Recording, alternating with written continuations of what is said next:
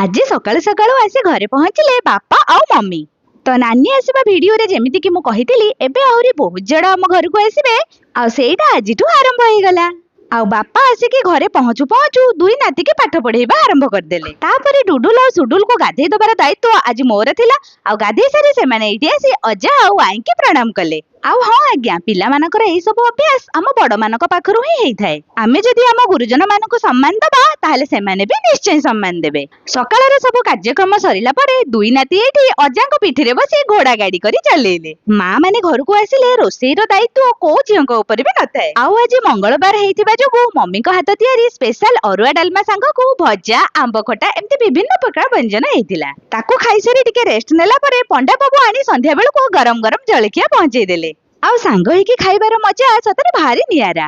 ରାତି ଖାଇବାରେ ସମସ୍ତଙ୍କ ପାଇଁ ଖାଇବା ବାଢି ସାରି ମମି ମତେ ଆସି ଖୋଜିଲା ବେଳକୁ ମୁଁ ସେଠାରେ ନଥିଲି। ଆଉ ତାପରେ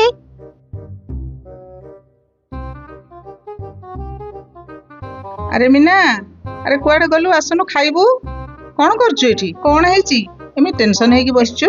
ତମେ ବସିଲ ଟିକେ ମମି। ଜାଣିଛ ମମି, 3 ଦିନ ହେଲାଣି କିଏ ଗୋଟେ ରଙ୍ଗ ନମ୍ବରରୁ ଫୋନ କରି ମୋ ମୁଣ୍ଡଟାକୁ ପୁରା ଖରାପ କରିସାରିଲାଣି। ମୁଁ କଣ କଲି ଜାଣିଛ? ପୁରୁଣା ଯୋଉ ସିମ୍ ଟା ଥିଲା ତାକୁ ଭାଙ୍ଗିଦେଲି ଆଉ ଗୋଟେ ନୂଆ ସିମ୍ ଆଣିକି ତାକୁ ମେସେଜ କଲି, ସାହସ ଯଦି ଅଛି ଏବେ ମତେ କଲ୍ କରିକି ଦେଖା। ଓହୋ। No, no, no, no.